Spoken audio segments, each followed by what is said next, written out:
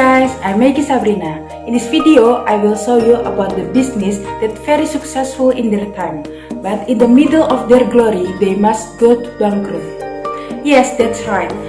In this video, I will show you about the 7 big business that went to bankrupt in Indonesia. Okay, so let's get to the list from something to nothing. Number 1. Kodak. If you were born around 90, then this famous camera brand will surely be ranked by you. Yes, this is Kodak, which is also spread throughout Indonesia and even the world. Kodak is the company that first invented games, rolls, and photography. Kodak is famous its camera and photography. Kodak, which introduced the world's first simple camera in 1888. For over 100 years, Kodak success in monopolizing the camera sales market in the world. However, as the era of digital camera began to get rid of Kodak, unfortunately, Kodak remained steadfast not to produce digital camera. Finally, in the year 2012, Kodak was officially declared bankrupt. Number 2. 7-Eleven. Who is not familiar with 7-Eleven? The convenience store business of PT Modern Travel Indonesia, which has existed in Indonesia since the year 2009. 7-Eleven is the first convenience store pioneer in Indonesia and is followed by several other competitors. As one convenience store, 7-Eleven provides convenience for its customers, one of which is by providing free internet network. Therefore, 7-Eleven is always unlived by visitors from students to office people. But in the middle of its heyday, 7-Eleven suffered a loss of up to 447 billion rupiah, where in the first quarter 2016, 7-Eleven still got a profit of 21 billion rupiah. For several reasons, namely excess operating costs, financial statement of runs, decreasing purchasing power, and the emergence of strong competitors. Then, on June 30, 2017, 7-Eleven was officially closed.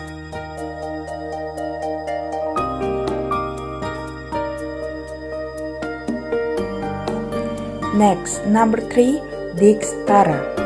Maybe for those of you who like to buy music CDs are very familiar with the Tara Disc Music CD store. That's right, the Tara Disc was founded by the Tara Group, a leading company in Indonesia that offers and provides multimedia and entertainment that specializes in video or audio, licensing, retail network, distribution, and rental chain stores. However, in 2016, the Dick's Tara declared bankrupt. The largest music cassette and CD store, as well as being a chain for the music industry in Indonesia, officially closed 100 its outlets. This happened because its transition from the analog era to the digital era. Number 4. Crocs. Who does not know this one's product? Crocs is popular in Indonesia since the year 2007. Because of its success, a variety of imitation sandals and shoes products with the crocodile icons are relatively easy to find and buy in traditional markets. But it is unfortunate at the beginning of the year 2017, Crocs lost money and forced management to close down its operational 150th store. Crocs sales also fell after company earnings were below expectation. The company revenue dropped to $243 million from the previous position of $246 million. And at the beginning of the year 2018, Crocs closed its last 2 factories in Indonesia. The bankruptcy of Crocs was caused by the Crocs product being considered boring by the buyers because there was no future innovation. Number 5, Forever 21. In its heyday, Forever 21 was a hotspot for young people in various parts of the world. The retailer from the United States even made a revenue of 63 trillion rupiah at a time. However, as we know again, technological development have had a lot of impact on retail company. Forever 21 is one of the many traditional retail who are facing difficulties in the midst of a growing online shopping culture. The existence of an online shopping portal also cut shopping traffic in malls and physical stores. High level of debt and store rental fees are also another burden for retailers. In recent years, even healthy retail companies have closed their outlets, and some who are experiencing financial difficulties have decided to file for bankruptcy. Forever 21 filed for bankruptcy at the end of September 2019 and announced plans of overhaul their global business by closing hundreds of stores in the United States and abroad, including Indonesia, to save on rental costs. Number 6, Lotus. Sheltered above PT Mitra Adi Perkasa, in the year 2017, Lotus retail stores in various regions in Indonesia carried out massive warehouse washing. The management explained that the plan to close 100 Lotus outlets in the year 2017 was a sign that Rule's revenue at the store was not profitable. Nearing the total operational closure until October 30, 2017, Lotus then contribute 80% of the normal price.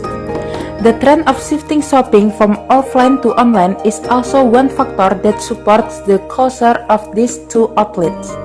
In fact, Lotus increased operation expense were not matched by revenue from sales. The bankruptcy of Lotus was due to a change in the business strategy used, one of which was a physical change that initially had a special retail outlet switch to being based on an online business.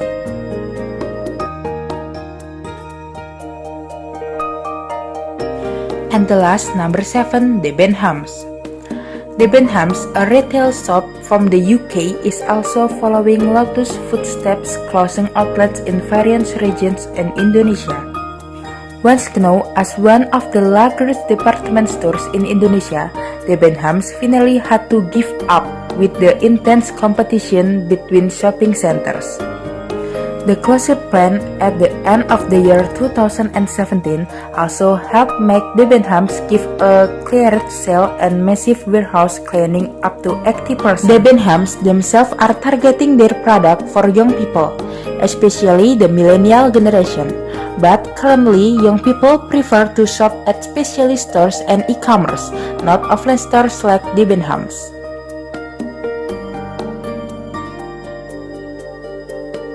Okay guys, so that was 7 business that failed in Indonesia. Have you tried one of them? If any, comment on below. Thank you for watching this video. Don't forget to like, comment, and subscribe. Bye bye!